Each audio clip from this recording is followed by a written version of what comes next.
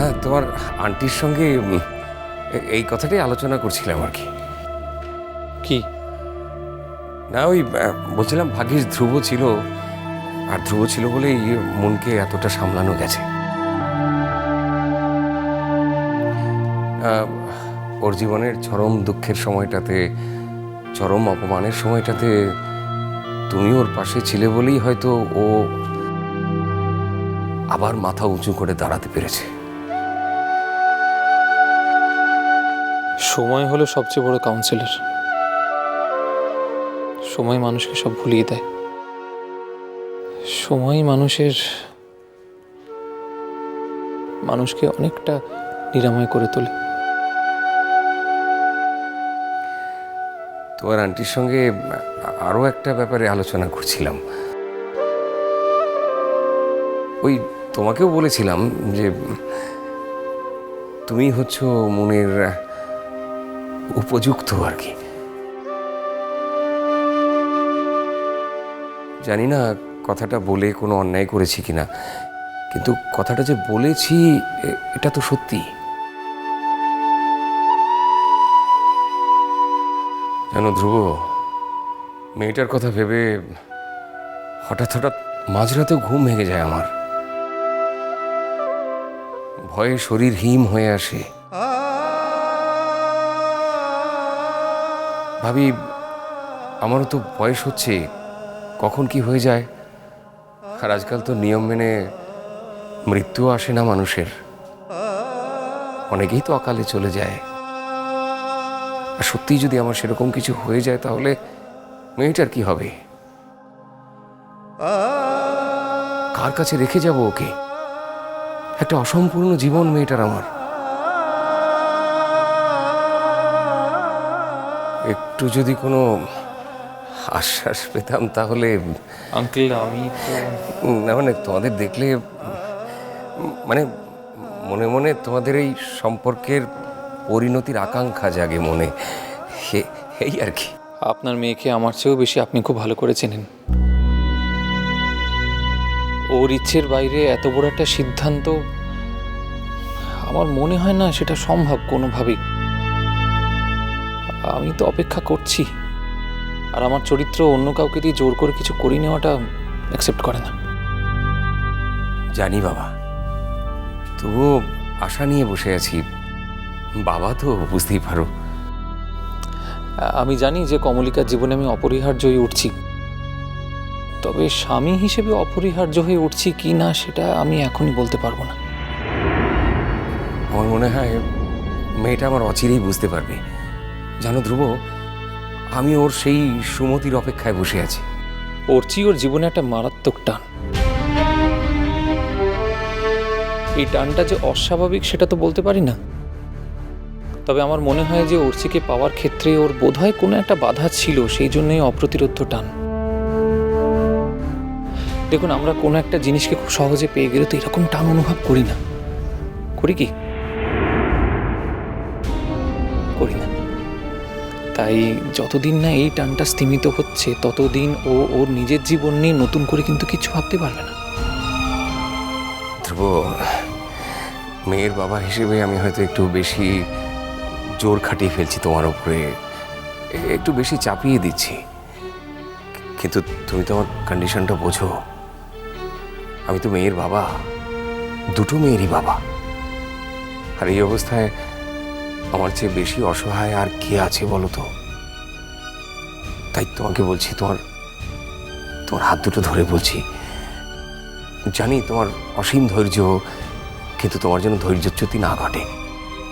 তুমি যেন আমার মনের পাশ থেকে চলে যেও না।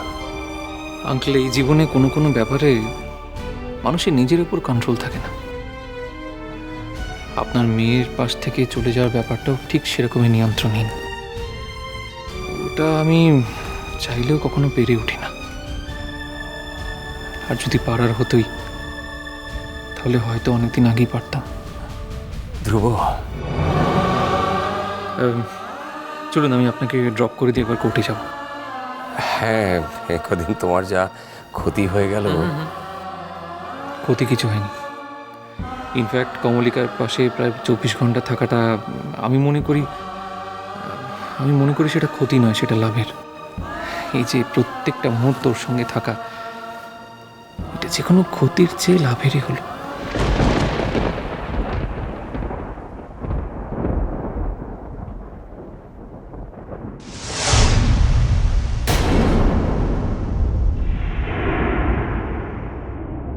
আঙ্কেলের সঙ্গে ধ্রুব সেন এখানে কেন? মনের কিছু হয়নি তো? তাহলে চলুন আমরা এগোই এবার। তুমি আমাকে গাড়ি আনতে দিলে না, এখন তোমাকে আবার আমাদের বাড়ি অবধি যেতে হবে।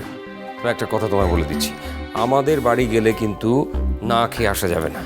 আচ্ছা আপনি চলুনই না। না না, চলুনই না বললে হবে না। আমি যখন তোমার কথা শুনছি তখন তোমাকেও আমার কথা শুনতে হবে। মুশকিল। ঠিক আছে, দেখা যাবে, কোনো এখন আসুন তো।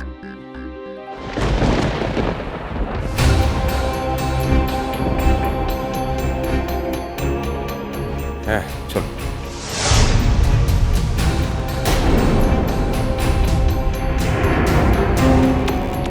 করছি তুমি? আমার এক কলিগের বাবা এখানে ভর্তি আছেন, আমি তাকে দেখতে এসেছিলাম। কিন্তু আপনি এখানে? মন ঠিক আছে তো? হ্যাঁ এখন ভালো আছি। কি এখন ভালো আছে মানে? কি হয়েছে মনের? কোথায় মন? মন কি এখানে? আপনারা কি মনকে দেখতে এখানে এসেছিলেন? আমাকে তো কোনো খবর জানানো হয়নি। মনের একটা ছোট অপারেশন হলো আর কি, গল ব্লাডার স্টোন। ওই হঠাৎই পেইন হয় আর তাই। কবে হয়েছে অপারেশনটা? কবে? আমাকে তো জানানো হয়নি। না আমি আসলে না আসলে মানে? এই তো কদিন আগে আমাদের বাড়িতে লক্ষ্মী পুজোর সময় এলো, আর এত বড় একটা ঘটনা ঘটে গেল, আমাকে একবার খবরও দেননি। না আমি আসলে তোমাদের বিব্রত করতে চাইনি আর কি। হোয়াট? মনে এত বড় একটা অপারেশন হয়ে গেল আর এই খবরটা পেলে আমি বিব্রত হতাম? এত উত্তেজিত হচ্ছেন কেন? খবরটা আঙ্কেল যখন আপনাকে দেননি তখন নিশ্চয়ই না দেওয়ার কোনো সঙ্গত কারণ ছিল, তাই দেননি। ব্যাপারটাকে এইভাবে মেনে নিলে হয় না। এই মুহূর্তে আমি মনের বাবার সঙ্গে কথা বলছি, কোনো তৃতীয় ব্যক্তির সঙ্গে নয়। এক্স্যাক্টলি, এই মুহূর্তে আমিও কিন্তু কমলিকার বাবার সঙ্গে কথা বলছিলাম, কোনো তৃতীয় ব্যক্তির সঙ্গে নয়। আঙ্কেল আমাদের এগোতে হবে, আসুন। দাঁড়ান, আঙ্কেল যাবেন কোথায়? মুন কোন কেবিনে আছে আঙ্কেল? নাম্বার কত? মুন কেবিনেই আছে তো? আমরা এখন আর কোনো ভিজিটর অ্যালাউ করছি না উচ্চিষ্মান, sorry. Who are you to decide that? আপনি কে ডিসাইড করার যে মুনকে কে ভিজিট করবে আর কে করবে না? আপনি কি মুনের সেক্রেটারি? মুন কি আপনাকে সেক্রেটারি হিসাবে অ্যাপয়েন্ট করেছে নাকি? একমাত্র সেক্রেটারি বুঝি এইভাবে কথা বলার যোগ্যতা রাখে বলে আপনার মনে হয় মিস্টার উচ্চিষ্মান মুখার্জি?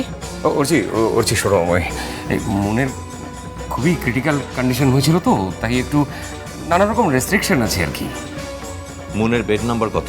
বললাম তো, ওকে এখন কোনোভাবেই ডিস্টার্ব করা যাবে না। অনধিকার প্রবেশ করাটা কারো কারো স্বভাব হয়ে থাকে, কিন্তু সেটাকে কিভাবে ইগনোর করতে হয় তাও আমার জানা আছে ভালোভাবে।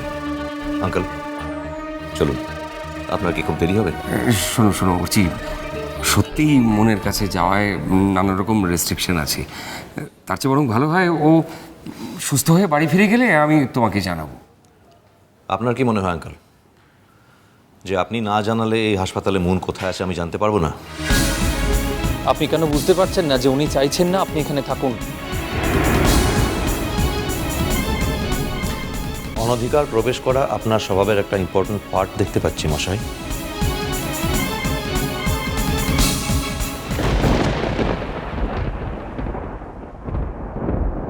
এই বাহা, তখন থেকে কি ওকে ঝুঁকি মারছিস রে বাইরে দরজার দিকে তাকিয়ে? কারোর আসার কথা? মোর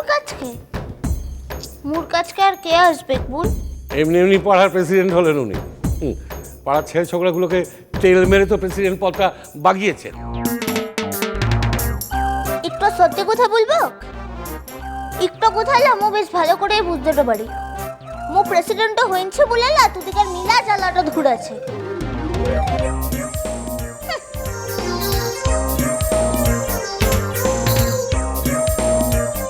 এখনো তো কেউ এলো ক্লা